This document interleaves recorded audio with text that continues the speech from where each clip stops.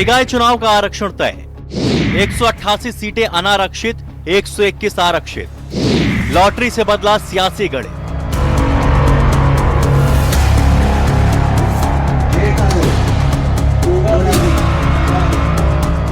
राजस्थान में आगामी नगरीय निकाय चुनाव की तस्वीर अब साफ होने लगी है। 309 नगरीय निकायों के प्रमुख पदों के आरक्षण की लॉटरी ने लंबे समय से चल रही अटकलों पर विराम लगा दिया है। स्वायत्त शासन विभाग में हुई लॉटरी में महापौर, सभापति और अध्यक्ष के कुल 309 पदों का आरक्षण तय किया गया। इनमें 188 पद अनारक्षित रखे गए हैं, जबकि 121 पद आरक्षित किए गए हैं। आरक्षित पदों में 50 पद अनुसूचित जाति, 11 पद अनुसूचित जनजाति और 60 पद ओबीसी वर्ग के लिए आरक्षित हैं। आरक्षित पदों में महिलाओं के लिए भी अलग से आरक्षण तय किया गया है। एससी के 50 आरक्षित पदों में 16 पद महिलाओं के लिए है, एसटी के 11 में 3 पद महिलाओं के लिए, जबकि ओबीसी के 60 आरक्षित पदों में 21 पद महिलाओं के लिए आरक्षित किए गए हैं। यानी लॉटरी के साथ ही निकाय चुनाव के संबंधित प्रत्याशियों का पहला बड़ा गणित तय हो गया है। लॉटरी में प्रदेश के 4 बड़े नगर निगमों ने भी खास ध्यान खींचा। जयपुर, जोधपुर, उदयपुर और बीकानेर के महापौर पद को अनारक्षित रखा गया है। वहीं अलवर, अजमेर, भीलवाड़ा, भरतपुर और पाली नगर निगमों में महापौर पद महिला के लिए आरक्षित हुआ। सबसे बड़ा बदलाव कोटा नगर निगम में देखने को मिला, जहां महापौर पद ओबीसी महिला के लिए आरक्षित किया गया है। नगर निकायों के चेयरपर्सन की लॉटरी पूर्ण पारदर्शिता और निष्पक्षता के साथ आज संपन्न हुई। जो नगर निकाय जिस वर्ग के लिए आरक्षित हुआ, उन वर्गों के सभी संभावी प्रत्याशियों को भी शुभकामनाएं।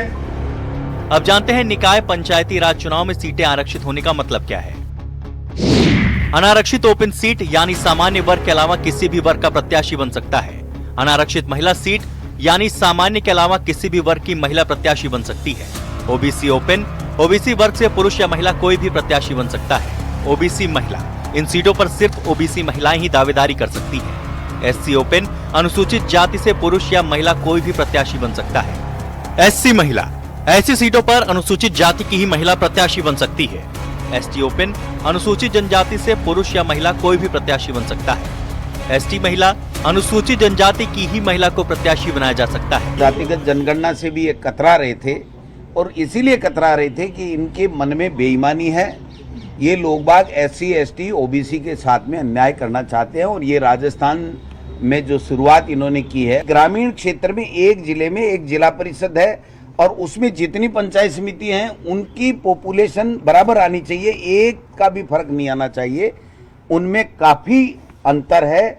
इन्होंने कहीं भी 50% को नहीं छुआ है।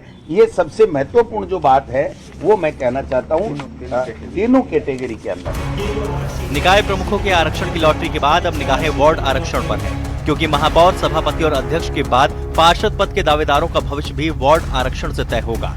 जानकारी के मुताबिक 17 अगस्त को जिला स्तर पर वार्ड आरक्षण की लॉटरी निकाली जाएगी।